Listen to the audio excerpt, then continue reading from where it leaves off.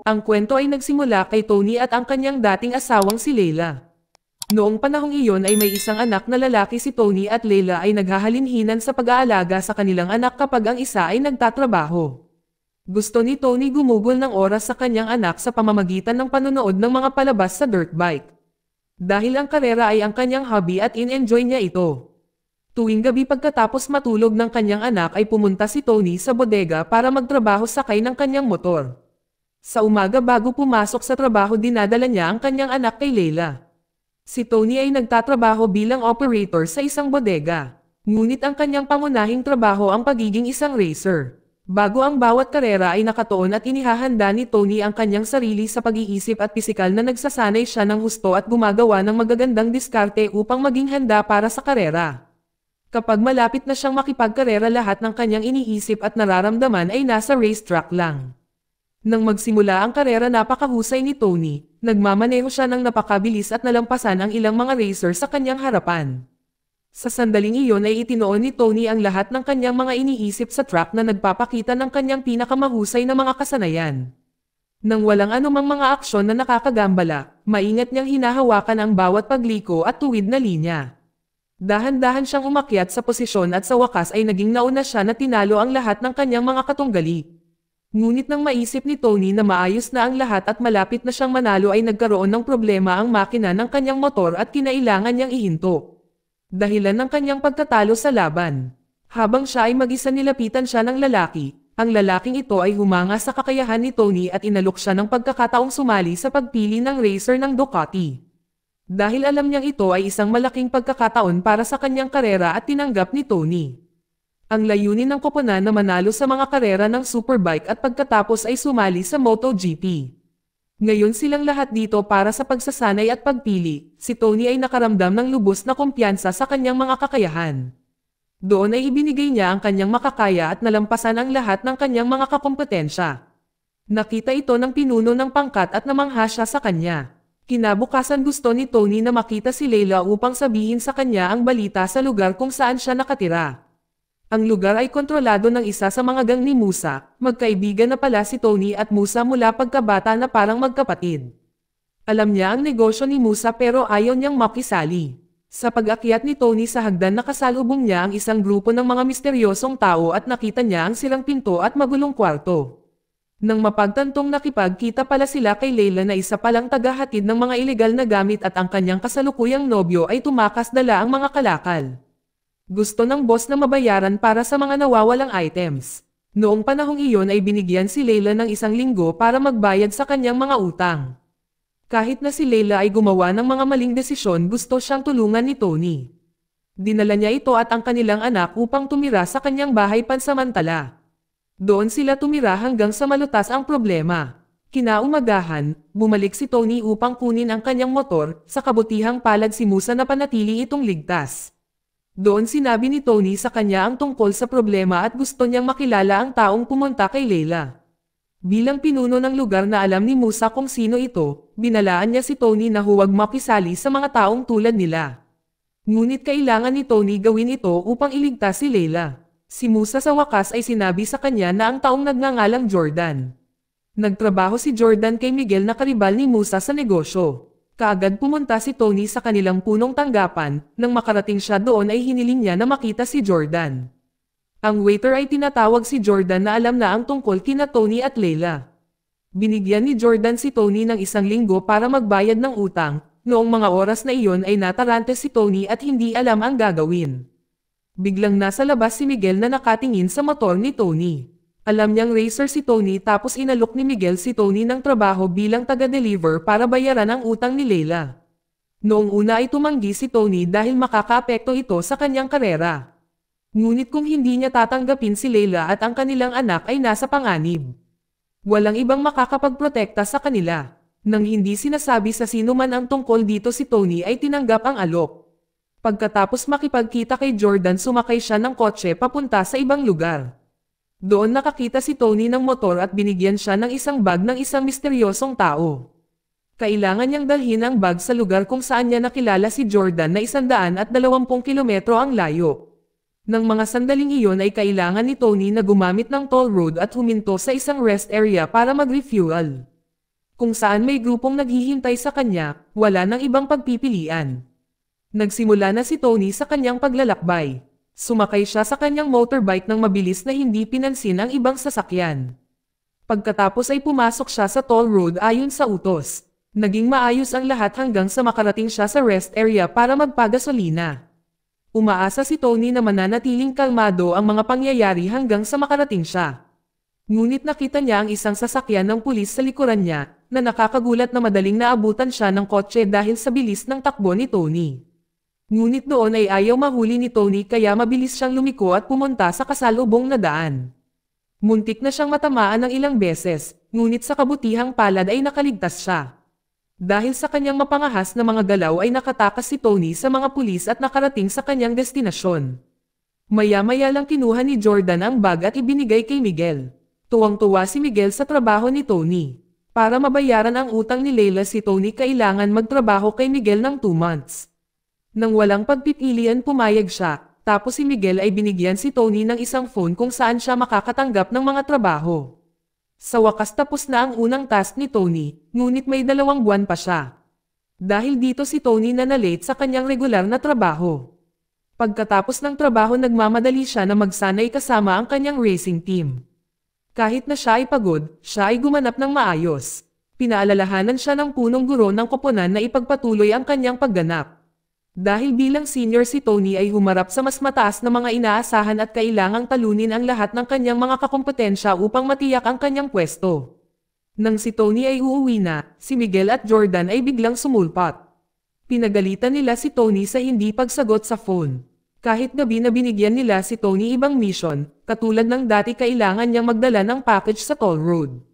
Sa oras na ito nakita siya ng motorbike police at mabilis na hinabol si Tony.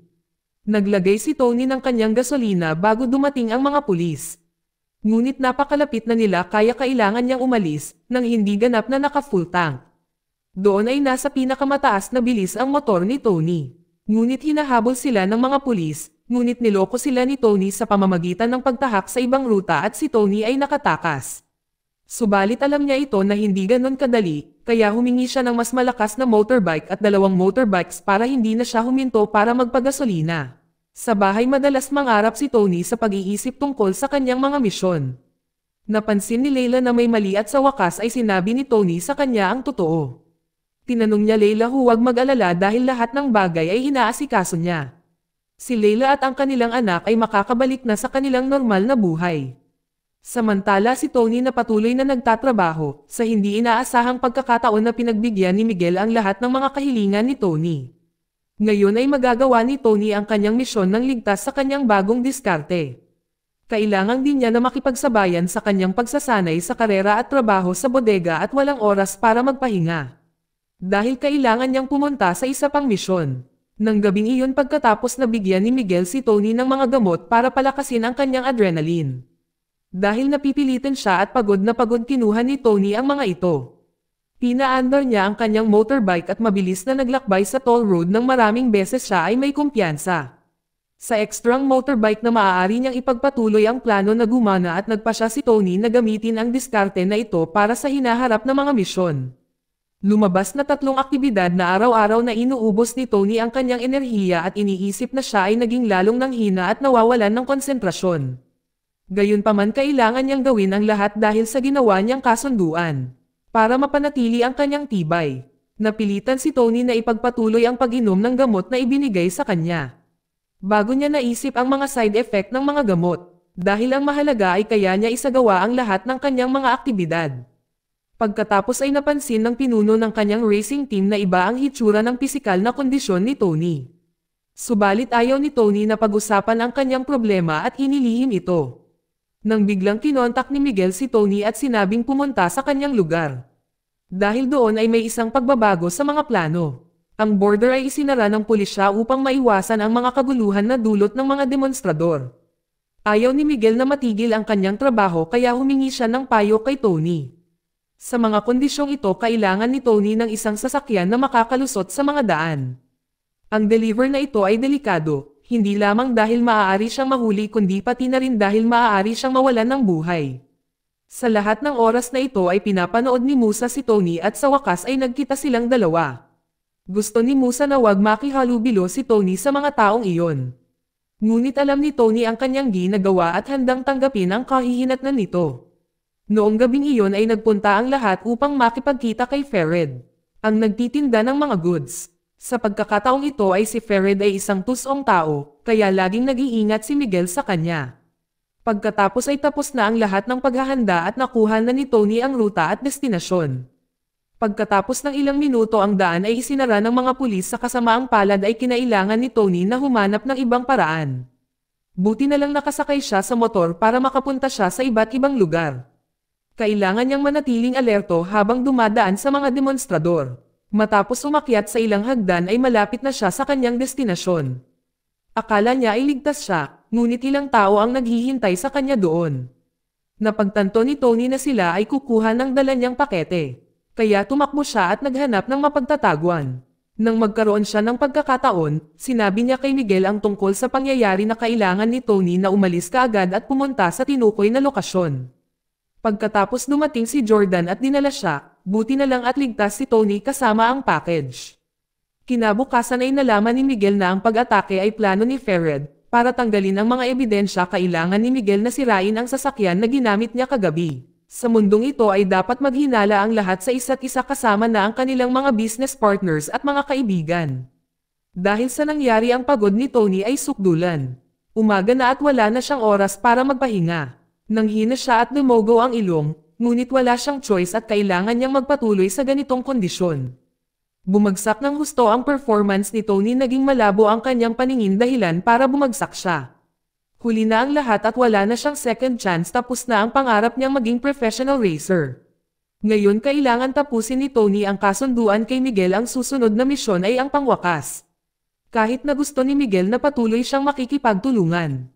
Tumanggi si Tony, gusto lang niyang matapos ito ng mabilis at umalis. Sa kabila ng malaking pagsasakripisyo para kay Layla, hindi nagsisi si Tony. Para sa huling misyon na kailangan ni Tony na maghatid ng package sa lokasyon ng transaksyon. Nandoon si Jordan para makipag-ayos, buti na lang naging maayos ang buyer. Ngunit nang gustong umalis ni Tony ay sinabihan siya ni Jordan na maging handa para sa susunod na araw. Nang marinig na tumanggi si Tony dahil natapos na ang deal nila ni Miguel. Noong araw na iyon ay nagbanta si Jordan na papatayin si Layla kapag hindi sumunod si Tony. Saka napagtanto ni Tony na kung ito ay magpatuloy siya ay makukulong ng habang buhay. Nang hindi iniisip ay bumalik siya kay Jordan at binugbog siya. Sa kanyang mga suntok, sa wakas ay binawian ng buhay si Jordan. Kaagad nakipag-ugnayan si Tony kay Musa para sa tulong upang ayusin ang mga bagay-bagay. Alam ni Tony na pagkatapos nito ay target siya ni Miguel. Ngunit mayroon siyang plano. Gusto ni Tony na tulungan siya ni Musa na alisin si Miguel sa pamamagitan ng pagpasok ng kanyang lihim na base at pagkuha ng lahat ng mga dokumento. Sa paraang ito ay matatapos nila ito. Tulad ng hinulaan, dumating si Miguel kay Tony dahil nawala si Jordan. Nagkunwari si Tony na hindi alam at nagsinungaling na si Jordan ay nagtatrabaho kay Fered. Si Miguel ay kinuha siya at sinundan siya ni Musa na nakahanda na. Kinabukasan ay patuloy na sinusundan ni Musa si Miguel na naghahanap ng tamang oras para mahuli siya. Sa kasamaang palad si Miguel ay nagpatakbo ng pulang ilaw at nawala sila sa paningin ni Musa. Si Tony na kasama ni Miguel ay dinala sa ibang bodega. Ito ay iniimbakan ng lahat ng kanilang kalakal at kinailangan nilang tulungang ilipat ang mga ito. Nang magkaroon siya ng pagkakataon na ipinadala ni Tony ang kanyang lokasyon kay Musa.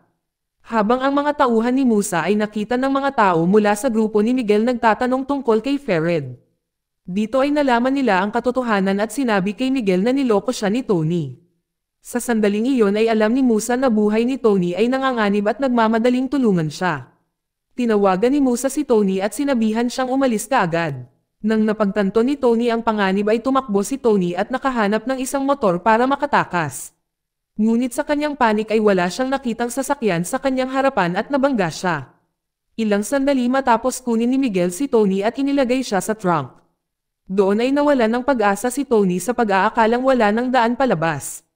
Bigla na lang nataman ng putok ng baril ang sasakyan at nagulong ito. Ang unang nakita ni Tony ay si Musa na dumating para iligtas siya. Si Musa ay natalo ang grupo ni Miguel at silang lahat umalis ng ligtas. Dahil dito tapos na ang lahat at wala na ang pasanin ni Tony kahit nadurog na ang kanyang mga pangarap. Kinailangan ni Tony na mabuhay para sa kanyang pamilya at sa mga taong pinoprotektahan niya. Ngayon ay naghahanap siya ng mapaghamong gabi, hindi nakikipagkarera laban sa ibang racers kundi laban sa pulis. Dito nagtatapos ang pelikula. Salamat sa panonood, kaibigan.